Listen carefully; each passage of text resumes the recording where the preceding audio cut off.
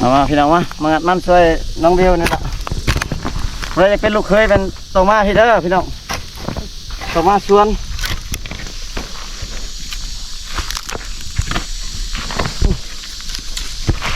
โอ้โอ้โอ้โอ้เก่งขนาดเราผู้ไทยโอ้ไทยแห้งกันเลยพี่น้องหนุ่มไทยแรกมากหัวไม่ดกนะเนาะได้แล้วไม่ดกเนาะกรุบลกเอาไปนี่เลยพี่น้องแห้งเลยหนุ่มไทย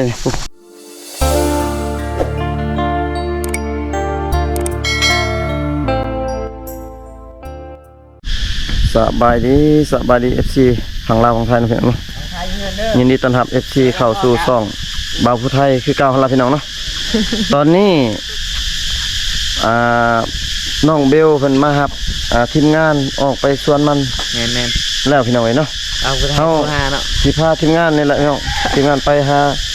สาวๆอยู่สวนเนาะว่าล่ะว่าไปยามน้องๆน้องแม่สาวเนาะสิไปกดตี้มันน้ำน้องก้นไปกดเนาะแม่นเป็นจะได้ครับไปติดตามน้องกันพี่น้องเนาะตอนนี้กำลังจะออกสวนพี่น้องไปยังไม่ได้เนี่ยหรอนี่มาแล้วพี่น้องมาครับน้องมาครับช่วยมั้ยโอ้สบายดีไป FC แน่โอ้สิพาช่วยไปกดมันบ่น้องไปพาไปเลยพี่น้องเพิ่นไปมาครับเลยเดมื้อนี้มามันซอยซาเบลทีมงานว่าสิออกไปกดมันนำเนาะไปบุญขนาดเนาะไปซอยหมดเลยเนาะสาวเนาะวิวงามได้ตัวสาวๆสินี่ทีมงานใช้ได้ทุกอย่างได้ให้สิไปถอนมันบ่นี่ไปถอนมันเคยสาวๆเนาะโอ้บ่เมื่อยเนาะนี่เฮ็ดสาวๆนี่บ่เมื่อยเนาะเฮ็ดเลยบ่เมื่อยเดี๋ยวเฮ็ดก่อนเฮ็ดเลยเนาะเฮ็ดเบิ่งก่อนเฮ็ดเบิ่งก่อนเนาะพี่น้องเดี๋ยวอ้ายง่ายเพิ่นว่าสิไปกดมันงานมานำกันสวยนะก็พี่น้องตอนนี้ทีมงานสิไปลกมันถอนมันเนาะสวยซาเบลพี่น้องเส้นทางไกลเลยพี่น้องโอ้เขาใกล้เติบเลยพี่น้องน้องเบลเพิ่นย่างไปก่อนเลยพี่น้องเป็นนำทางไปเนาะทีมงานสิไปกดมันสวยตัวมีแต่พูดรอพูดเท่ๆพี่น้องหลายจังละตอนนี้ก็คือฮอดสวนของน้องเบลเลยพี่น้องพระเจ้าลุกเลยนะพี่น้องแต่ว่ายังบ่แล้วเนาะพระเจ้าชิลกต่อไปพี่น้องว้าตัวหายใจจะเบี่ยงออกพี่น้องไกลแต่น้องว่าใกล้เนาะไปสู้ไปพี่น้องมาเขาพาอีกทางนั้นเบื้องนั้นน้องคนละซาอีกเหรอพอชิลองในขั้นนี้มันออกไปมันเลยจำเลยว่ายังลายน้องยังลายพี่น้องเกิดสีหอดพี่น้องโอ้ตัวมืออะไรเดี๋ยวทีมงานจะกดมันช่วยพี่น้องไทยแห้งกันเลยพี่น้องหนุ่มไทยแรกมากหัวไม่ดกนะเนาะได้แล้ว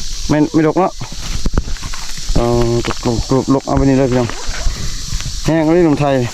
แค่ย่างซื่อดิยังไม่ได้เฮ็ดยังเลยย่างซื่อยังเมื่อยแล้วพี่น้อง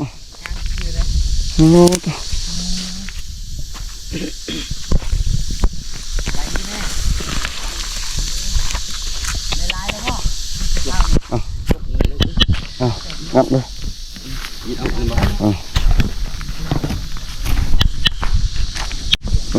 ตุ๊งานหัวใหญ่เนาะหัวใหญ่จะบดกโอ้ทีมงานมาสวยมันพี่น้องหอนลาย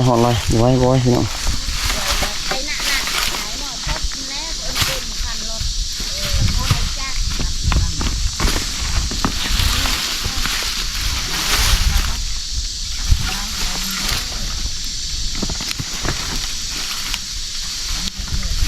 ดกมันเลย กตัวนั้นน้อย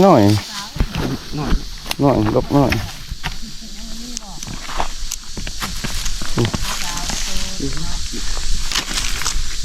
เป็นคนเนาะ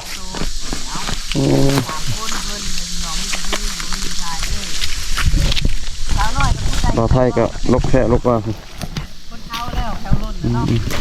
โอ้อันนี้เป็นแม่ของสาวเบลสบายดีแม่ สบายดี โอ้ออกจากคนมานี่ 3 คน 3 คนมานี่สิ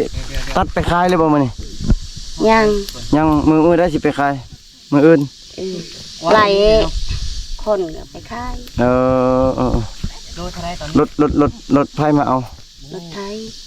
รถไฟผู้ใดมาขับจ้างครับบ่ น้องเขา นอกมาเอาเนาะ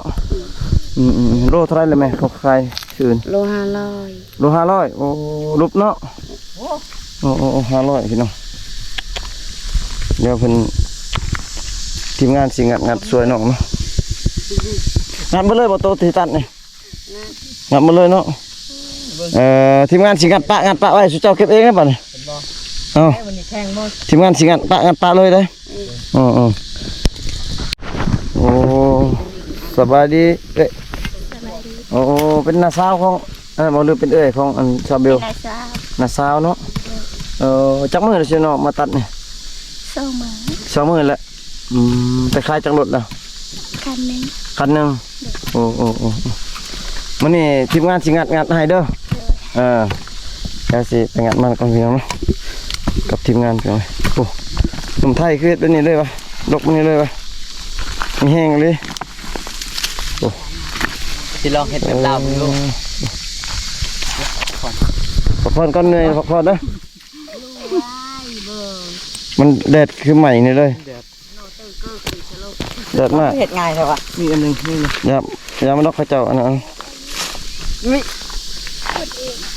ข้าเจ้าคุดเอาโอ้ซาเบลกับบ่าวแทนก็จัดอยู่ทุกคนนะพี่น้อง มาเลย เดี๋ยว น้องเบลคนงัดนะพี่น้องคือหัวหน่อยแท้เจ้าจะหมักหัวหน่อยวะน้องฮะจะหมักหัวหน่อยวะหรือจะหมักหัวใหญ่หมักหัวหน่อย หัวยาว เอ้ยก็หมักหัวหน่อยอีกก็ ใช่จะคนจะใช้เมื่อเช้านี่ตัดเอาฮะ ตัดบ่ โอ้ตัดแล้วคือโคนเลยบัดนี้เนาะ น้องมีแต่ตัดแต่เศร้าน้องตัดลำเนาะแต่ยังไม่ได้งัดเนาะทีมงานสีงัดให้เนาะ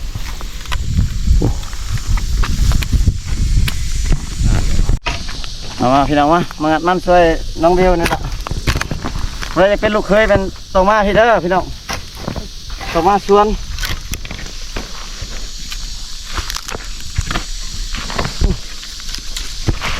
โอ้โอ้โอ้ เก่งขนาดเราผู้ไทย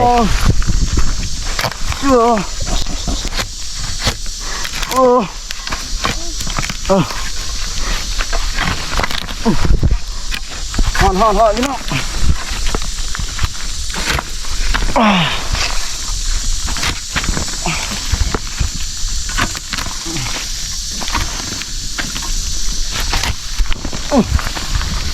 จานแทนส้มที่อยากเป็นลูกเคยเลยเนาะบ่เปลี่ยนหมู่เป็นครูเลยบัดนี้เราเฮ็ดอีก มันเกิดล่อง1 2ล่องไปแล้วแห้งตกแล้วพี่น้องครับเปียลูกพี่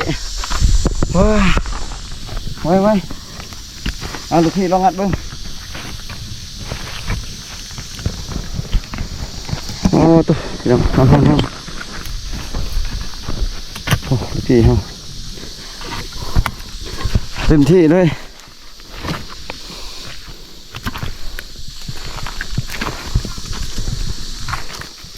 ยอดน้ำ โอ้ตัวเดี๋ยวเบิ่งน้องเบลก่อนว่าน้องเบลเก็บกระไรเติบเลยน้องนี่มันเก็บได้ไรเลยเนาะตอนนั้นจะแม่นเพิ่นลกแล้วไปรุนเลยเนาะห้องพี่น้องลูกเด้อจันแทนลูกเด้อกระชิแล้วกระชิบดลองเนี่ยเป็นไรเมื่อยอยู่บ้านเนาะบ่เมื่อยเลยโอ้เป็นไรจึงบ่เมื่อย เ บ่เมื่อย บ่เมื่อยเลยอ๋อน้องเบลว่าบ่เมื่อยเลยเดี๋ยวยังลายอยู่น้ำมันพี่น้องแต่มันบ่งามพี่น้องเราใช้ปุ๊บก่อนปุ๊บมาอยู่ห่มก่อนพี่น้อยหอดลายพี่น้องยังลายลิมันกัน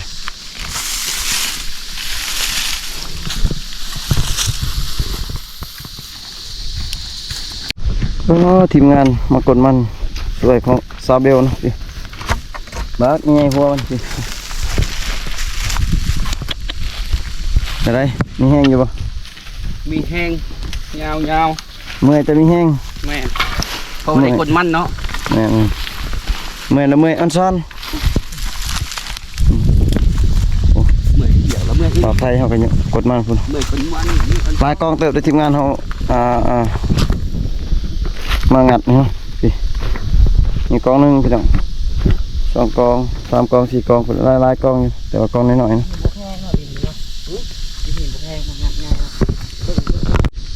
ยังลายอยู่พี่น้องเพิ่นทีมงานมันสิงัดเบิดเนาะงัดสวยน้องๆเบิดเลยนี่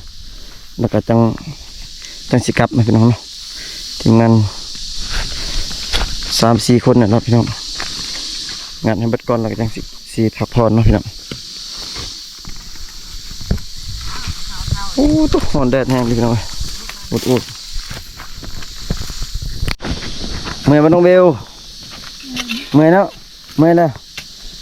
ฉันเอาเฮ็ดเป็นมือบ่เนาะเฮ็ดเป็นมือเลยเนาะโอ้ตุ๊กเก่งมาเลยพี่น้องแดดนี่เฮ็ดเป็นมือเลย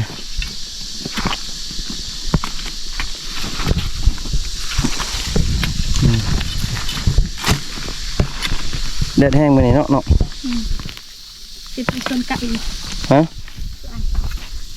ตัวนี้ ไปแล้ว แบบมันหอนๆนี่ไปบ่ได้แล้วบัดนี้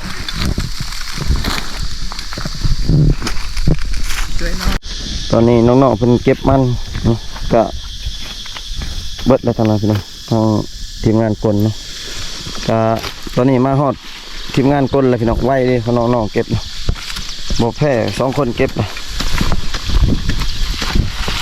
ทีมงานงัดยังบ่ยอมอยู่พี่น้องยังบ่ยอมเปลี่ยนอยู่คือว่าแห้งอะไรคือว่าทนอยู่คันว่าจักรกับจักร Honda พี่น้อง ดูพี่เป็นการ Honda จักร Isuzu จักร Isuzu นะพี่น้องเทียบใส่จักรยี่ห้อเกาหลี มาจากเกาหลีบ่ จักรเกาหลีพี่น้องทนทานพี่น้องทนแดดทนฝนนะ เจ้าเท้าค้ำมันบ่ แม่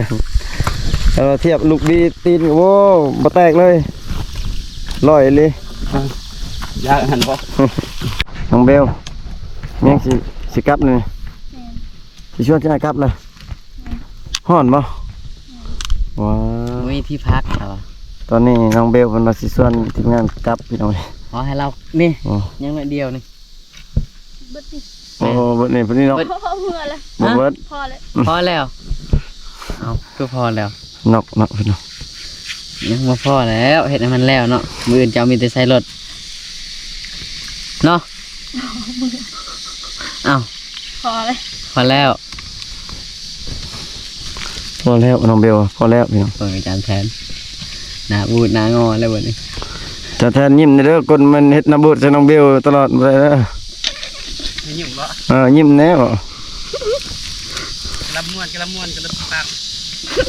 น้องเบลเพิ่นให้ยืนเป็นให้กำลังใจ ยกลำมันมันคือยกจอกเบี้ยเด้อ นั่นแหละ น้องเบลยืนให้กำลังใจหนุ่มไทยเป็นคนมันงานมันพี่น้องถอนมันสับปะรด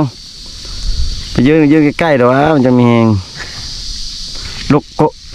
กกได้ลำได้กับนอกก็ดึงขึ้นรับกกนั่นน้องสิพาเมื่อเลย แม่ เมื่อไว้เถอะหอนแห้งโอ้เมื่อมันตอนแรกอีบ่เสียงมา แม่ ตอนแรกสิลองมาอีกบ่ แม่ โอ้น้องสาวเพิ่นว่าสิพากลับก่อนพี่น้องเนาะ เพิ่นก็เก่งใจอาการฮอนเบลเนาะ อากาศร้อนพี่น้องบอยเพิ่นว่าฤดูต้น หนุ่มไทยเพิ่นว่ารุ่นต้นหนุ่มไทยมาเดินทางไกลยันเมื่อยกับ ขนาดเพิ่นยืนนั่นล่ะเพิ่นก็ยังว่าเมื่อยเลยหอดฝุ่นได้บ่ตาบ่นี่ เมื่อยพี่ ได้แล้วเนาะ หยุดก่อนลูกพี่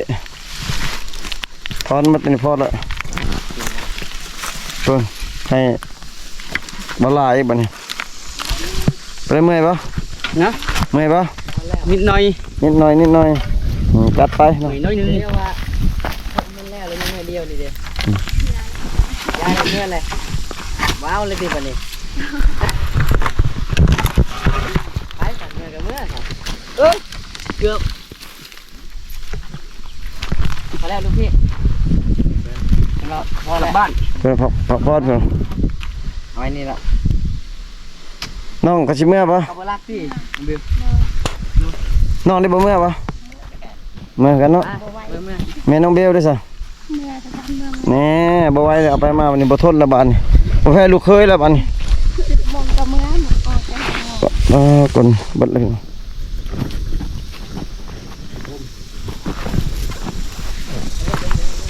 ทีมงานกำลังสิเมื่อแล้วพี่น้อง พี่เนาะ สิเมื่อแล้วพี่น้องว่าอากาศมันร้อนแห้งพี่น้อง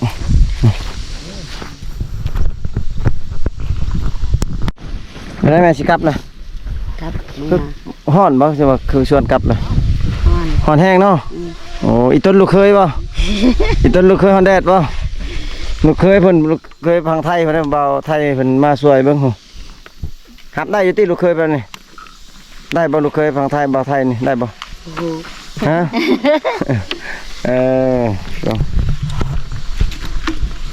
ทีมงานก็สิขอกลับก่อนพี่น้องเว้ยเนาะ เราไปยอกเพิ่นเลยวันนี้อากาศร้อน จานฮ้อนบ่ได้พี่น้อง